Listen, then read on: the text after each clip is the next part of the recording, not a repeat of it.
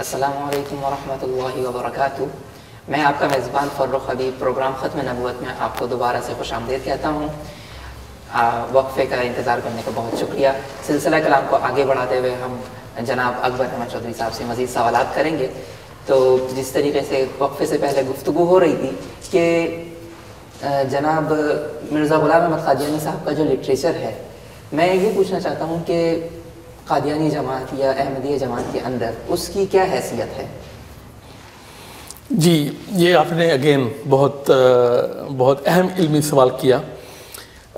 چونکہ قادیانی مرزا صاحب کو نبی مانتے ہیں، اس لیے وہ ان کی کسی کتاب کو عالم کی کتاب کی طرح نہیں لیتے کہ جس میں کچھ باتیں کمزور ہوں گی، کچھ باتیں مضبوط ہوں گی۔ جس طرح ہم ایک عالم کی کتاب کو دیکھتے ہیں، کہتے ہیں یہ بات انہوں نے بڑی اچھی کی، یہاں پہ ذرا سی کمزوری ہے نا، اس طرح نہیں وہ کر سکتے۔ وہ تو ہر ایک لفظ، ہر ایک فکرہ، ہر ایک صفحے کے پیچھے جان دینے کے لیے تیار ہے۔ ہاں، وہ چونکہ انہوں نے مرزا صاحب کو مقام وہ دے دیا۔ اب لاہوری لوگ جو ہیں وہ چونکہ ان کو نبی نہیں مانتے، مگر وہ پھر بھی اسی طرح ہر لفظ، ہر فکرے، ہر صفحے کے پیچھے اسی طرح اس کا ڈیفنس کرنے کے لیے، اس کا دفاع کرنے کے لیے تیار ہے۔ تو ایک عالم کی حیثیت سے ان کتابوں کو نہیں لیا جاتا کہ ایک اس کے بعد یہ سلسلہ آگے بڑھتا ہے تو مرزا صاحب کے جو بیٹے ہیں، مرزا محمود جو ان کے دوسرے سربراہ تھے، تھرڈ ان لائن، مرزا صاحب کے بعد دوسرے، ان کی بھی کتابوں کو اور ان کے کہی ہوئی باتوں کو وہی اہمیت دی جاتی ہے، کیونکہ ان کا بھی ایک لقب مسلم موت تھا، یعنی کہ اس کا مطلب ہے کہ اللہ تعالیٰ کی طرف سے مامور تھے، ان کے بیٹے بھی اللہ تعالیٰ کی طرف سے مامور تھے اصلاح کے لیے۔ اب جو اصلاح کے لیے مامور ہو، اس کا تو ہر لفظ جو ہے نا اس کے پابند ہونا پڑتا ہے۔ تو یہ ایک علمی دلدل ہے جس میں قادیانی جماعت اور کسی حد تک لاہوری جماعت بھی پھنسی ہوئی ہے۔ یہ ایک دلدل ہے چونکہ وہ پچھلے تمام کے تمام کتابیں اور خطبات اور ہر چیز کو انہوں نے اس کے پابند رہنا ہے، اس کی پابندی کے اندر رہتے ہوئے آگے کوئی کام نہیں ہو سکتا، کیونکہ آپ تو جانتے ہیں کہ علمی کام میں تنقید بھی شامل ہوتی ہے کہ یہ بات کی گئی، یہ یوں کی گئی، یا اس کا سیاق و سباق کیوں تھا، یہ کام تھا۔ تو علمی کام جسے بلکہ انگلش میں تو کہتی ہے اس کو کریٹیکل انالیسس ہے نا، کریٹیکل انالیسس کے بغیر تو آگے کام نہیں چلتا، ٹھیک ہے نا، کوئی بھی علمی کام نہیں چلتا۔ مگر چونکہ انہوں نے مرزا صاحب کی اور ان کے بیٹے کی کتابوں کا کریٹیکل انالیسس کرنا ہی نہیں، جب کرنا ہی نہیں تو علمی کام کیسے آگے چلے؟ تو یہ دونوں باتیں جو ہیں یہ ساتھ ساتھ چلتی ہیں۔ ان میں علمی فقدان اس علمی دلدل کا نمونہ ہے، اور وہ علمی دلدل اس لیے ہے کہ وہ ان کتابوں کو، ان دونوں کی کتابوں کو علمی نقطہ نظر سے نہیں دیکھتے، بلکہ ان کے اپنے آپ کو پابند سمجھتے ہیں۔ میں اسی طرح سے جیسے آپ نے مرزا غلام احمد قادیانی صاحب کا ذکر کیا، پھر ان کے بعد ان کے بیٹے کا ذکر کیا، کیا ان کے بعد میں آنے والے خلفاء، ان کا جو لٹریچر ہے یا ان کی جو تحریرات ہیں، کیا ان کا بھی وہی مقام ہے کہ جو ان کے مرزا غلام احمد قادیانی صاحب اور ان کے بیٹے کا کے لٹریچر کا ہے، یا پھر وہ اس سے کچھ مختلف ہے؟ جی، یہ بھی اگلا سوال یہی بنتا تھا، اور آپ نے بہت اچھا سوال کیا۔ یہ سلسلہ آگے تھوڑا سا کم، اس کا زور تھوڑا کم ہے، یعنی کہ ان کا جو چوتھا سربراہ تھا مرزا طاہر صاحب، انہوں نے بعض دفعہ کہا کہ تیسرے سربراہ نے یہ بات صحیح شاید نہ کی ہو، یا اس وقت کے حوالے سے کی تھی، چونکہ مامور یہ صرف مرزا غلام احمد کو اور ان کے بیٹے کو ہی مامور مانتے ہیں، اس لیے وہ ان کی ایک اہمیت اور ہے۔ بے شک مرزا محمود نے لکھا کہ میں ہٹلر اور مسولینی کی طرح یہ نہیں کر سکتا، یعنی کہ میں کرنا چاہتا ہوں اور میں نہیں کر سکتا، جو بھی انہوں نے لکھا۔ پھر مرزا محمود نے یہ بھی لکھا، مسلمان جو بھی مرزا صاحب پہ، مرزا غلام احمد پہ یقین نہیں رکھتا، وہ جماعت وہ اسلام سے خارج ہے، یعنی کہ ایک قسم کا کافر ہی قرار دے دیا، صاف صاف لکھا ہوا، اس کے بھی یہ پابند ہیں۔ مگر آگے جو سلسلہ چلا ہے اس میں اتنی پابندی نہیں ہے، مگر وہ آگے اتنا کچھ کلام کا سلسلہ نہیں ہوا۔ ان کے تیسرے اور چوتھے سربراہ نے کوئی کتابیں نہیں لکھی یا کوئی ایسے کنٹروورشل قسم کی باتیں کی نہیں۔ تو دو وجوہات ہیں، ایک تو انہوں نے ایسی باتیں ہی نہیں ہیں کہ ان کے اوپر کوئی سٹینڈ لیا جائے، دوسری طرف یہ کہ ہاں وہ بات اب نہیں ہے۔ اگر یہ موجودہ سربراہ یہ کہیں کہ پچھلے جو سربراہ تھے ان کے چوتھے جو تھے سربراہ، انہوں نے کچھ بات کی وہ اس وقت کے حوالے سے ٹھیک تھی، آج میں یہ کہہ رہا ہوں تو کسی کو کوئی اعتراض نہیں ہوگا۔ مگر اگر یہ اٹھ کے کہیں کہ جو دوسرے سربراہ تھے، مرزا صاحب کے بیٹے جو مرزا محمود تھے، انہوں نے یہ کہا اور میں کہہ رہا ہوں کہ یہ یوں ہو، تو وہ اتنا پسند نہیں کیا جائے گا۔ بلکہ جو مرزا طاہر احمد تھے جو ان کے چوتھے سربراہ تھے، انہوں نے مرزا محمود کی تھوڑی سی قرآن کریم کے حوالے سے تھوڑی جو انہوں نے اپنی قرآن کریم کی غلط تفسیر کرتے ہیں اس کے اندر تھوڑی سی تبدیلی لے کے آنا چاہیے، تو بہت بڑا احتجاج ہوا تھا جماعت کے اندر۔ احتجاج ان میں ایسے نہیں ہوتا، زبانی نہیں ہوتا، بلکہ لوگوں نے آپس سے بات کرنی شروع کی تھی کہ یہ کیا کر رہے ہیں۔ اچھا، جیسا کہ آپ نے بتایا کہ مرزا غلام احمد قادیانی صاحب وہ جماعت احمدیہ کے لیے ایک نبی کی حیثیت رکھتے ہیں، اور ان کے بیٹے جو ہیں وہ ایک مصلح موعود، جیسا کہ آپ نے بتایا، اس کی حیثیت رکھتے ہیں۔ میں یہ سوال کرنا چاہوں گا کہ موجودہ خلیفہ یا اس کے بعد آنے والے جتنے خلفاء ہوں گے، ان کی جماعت کے اندر کیا حیثیت ہے؟ کیا وہ صرف نظامت کے لیے ہیں کہ جماعت کو کس طریقے سے اس کا انتظام چلانا ہے؟ وہ ایک ان کی حیثیت کیا ایک منتظم سی ہے یا وہ ایک مذہبی پیشوا کے طور پہ سامنے آتا ہے؟ اس سوال کے تین پہلو ہیں، ٹھیک ہے۔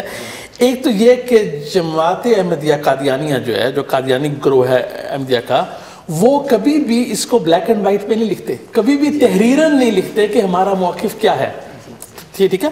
مرزا غلام احمد نے کہا کہ ہر صدی کے سر پہ مجدد آتا تھا اور میں بھی مجدد ہوں اس صدی کا، انہوں نے اپنے طور پہ کہا۔ اب لوگ سوال پوچھتے ہیں کہ آئندہ مجدد آئیں گے کہ نہیں آئیں گے؟ اس کا جواب چوتھے خلیفہ نے یہ دیا کہ جو خلیفہ ہوگا وہی مجدد ہوگا، ٹھیک ہے۔ پھر مرزا غلام احمد نے لکھا کہ مسیح ایک نہیں آئیں گے، مسیح کئی آئیں گے۔ اچھا، پھر یہ لکھا کہ مہدی، میں بھی مہدی ہوں، ہو سکتا ہے کہ مہدی جو بنو فاطمہ میں سے ہو وہ آئندہ بھی آئے۔ اچھا، اب جب لوگ وہ سوال پوچھتے ہیں کہ یہ جو مرزا صاحب نے لکھا اس کا کیا مطلب تھا، تو خاموشی، آگے سے کوئی جواب نہیں آتا۔ کبھی بھی وہ اپنا موقف لکھ کے کلیئر واضح طور پہ نہیں پیش کرتے، اس لیے ہم ان کو بدستور کلٹ کے نام سے، اس کے بارے میں بھی آئندہ گفتگو ہوگی۔ جس طرح کہ دیکھیں رومن کیتھولک چرچ ہے یا شیعہ کا گروہ ہے، آیت اللہ وغیرہ ہوتی ہیں اہل تشیع میں، ٹھیک ہے، وہ جب بھی کوئی ایک فیصلہ کرتی ہیں یا ایک موقف بیان کرتی ہیں تو اس کے پیچھے ایک تفصیل ہوتی ہے، خواہ ہم عقلی طور پہ اس کو مانیں یا نہ مانیں۔ اسی طرح پوپ جو ہے، عیسائیوں کا پوپ جو ہے، وہ جب بھی کوئی فیصلہ دے گا یا کوئی موقف اپنے چرچ کا بتائے گا تو اس کے پیچھے ایک تحریر ہوگی، اس کے پیچھے ایک علمی بحث ہوگی۔ اس علمی بحث سے اتفاق کرنا یا نہ کرنا ہر انسان کا اپنا کام ہے، مگر وہ موجود ہوگی۔ قادیانیوں میں یہ ہے ہی نہیں، یہ ہے ہی نہیں۔ جو جس وقت جو دل چاہا جس طرح چل چاہا کہہ دیا، کبھی کوئی فقہ کی صورت میں یا کسی فتوے کی صورت میں یا کسی تحریری عقلی بحث کے نتیجے میں کبھی کوئی بات سامنے نہیں آئے گی۔ صحیح۔ اسی سلسلے کو آگے بڑھاتے ہوئے میں یہ سوال کرنا چاہتا ہوں، جیسا کہ آپ نے فقہ کا ذکر کیا اور جیسا کہ ہم سب کو معلوم ہے کتابوں میں ہم نے کہ فقہ بنیادی طور پہ ایک ایسے علم کو کہتے ہیں جس کے ذریعے سے قرآن اور حدیث کے ذریعے سے مسائل کا استنباط کیا جاتا ہے، اور اس قرآن اور حدیث کی بنیاد پر زندگی میں پیش آنے والے مختلف مسائل کا حل تلاش کیا جاتا ہے۔ تو اگر قادیانی جماعت کے اندر فقہ کا وجود نہ ہو یا ایسا کوئی علم ہی نہ ہو تو اس کو کس طریقے سے پریکٹیکل لائف میں امپلیمنٹ کیا جائے گا؟ یہ پھر آپ نے بہت اچھا سوال کیا، اور اسی لیے ہم ان کو ہم کلٹ کہتے ہیں، جو کہ ان کو بہت تکلیف ہوتی ہے۔ ابھی 2 دن پہلے ان کے ٹی وی شو پہ یہ اس لفظ سے بڑی تکلیف کا اظہار کیا گیا کہ ہمارے بارے میں کلٹ یوز کیا جاتا ہے۔ قادیانی لوگ یہی کہتے آئے ہیں کہ ہم فقہ حنفیہ پر قائم ہیں، جی، مگر وہ انہوں نے اس کے اندر سے کچھ مسائل، صاف ظاہر ہے کہ سب مسائل میں تو وہ ایگری نہیں کرتے ورنہ تو بہت بڑا مسئلہ بن جائے، انہوں نے اپنا ایک فقہ احمدیہ نکالنا شروع کیا، وہ جو مجھے یاد پڑتا ہے 15-20 سال پہلے تک آدھا مکمل تھا، آدھا نہیں ہوا، اس کے بعد سنا ہے کہ مکمل ہوا ہے کہ نہیں ہوا، مگر یہی بات کہ اس کا پتہ ہی کسی کو نہیں، یا اس کی تشہیر ہی نہیں، یا اس کے مطابق فیصلے ہی نہیں ہوتے، یہی اس بات کا ثبوت ہے کہ ان میں فقہ موجود نہیں ہے۔ بس انہوں نے صرف یہ ایک سوال کا جواب دینے کے لیے کہ کوئی سوال پوچھے کہ آپ کس فقہ پہ قائم ہیں، تو وہ فقہ احمدیہ کے نام سے لکھ دیتی ہیں۔ ان کی قضا جو ہے، ان کے اندر جو اس دینی مسائل کا ایک فیصلہ کرنے والی نظام ہے، اس کے بھی فیصلے کبھی شائع نہیں ہوتے۔ اور جو سننے میں آیا ہے اور لوگوں سے پتہ چلا ہے، جو لوگ چھوڑ کے نکلتے ہیں، کہ ان فیصلوں میں بہت زیادہ ناانصافی ہوتی ہے، اور کسی شرعی نص کا یا کسی فقہی مسئلے پہ بیس نہیں ہوتے، بلکہ جان پہچان پہ اور چھپانے پہ کر کے، اس لیے ہم ان کو کہتے ہیں کیونکہ جو جماعتیں باقاعدہ دینی جو جماعتیں ہوتی ہیں، خواہ وہ اسلامی ہوں یا نہ ہوں، ان کے اندر کم از کم ایک علمی سلسلہ ہوتا ہے، اور جب فیصلے ہوتے ہیں تو وہ کسی فقہ کی بیس پہ، کسی قانون کی بیس پہ، جس طرح ویٹیکن میں ایک کینن لا ہے، یا جو انگریزوں کا چرچ ہے، جو اینگلیکن چرچ ہے، اس کے اندر بھی ایک کینن لا ہے، وہ اس قسم کا کوئی سلسلہ نہیں ہے وہاں پہ۔ اچھا، جیسا کہ آپ نے ابھی بتایا کہ 2 دن پہلے جو ہے قادیانی جماعت کو کلٹ کہنے کے اوپر کافی احتجاج ہوا قادیانی جماعت کی طرف سے، تو جیسا کہ یہ اب اس موقع سے یہ ظاہر ہوتا ہے کہ قادیانی جماعت جو ہے وہ اس بات کو ڈینائی کرتی ہے کہ وہ ایک کلٹ ہے، جبکہ دوسرے لوگوں کا کہنا یہ ہے، مسلمانوں کا کہنا یہ ہے کہ یہ ایک کلٹ ہے۔ تو آپ اس بارے میں کیا کہیں گے، اور وہ کون سی بنیادیں ہیں جس کی وجہ سے قادیانی جماعت کو ایک کلٹ کہا جاتا ہے؟ جی، بہت اچھا سوال ہے۔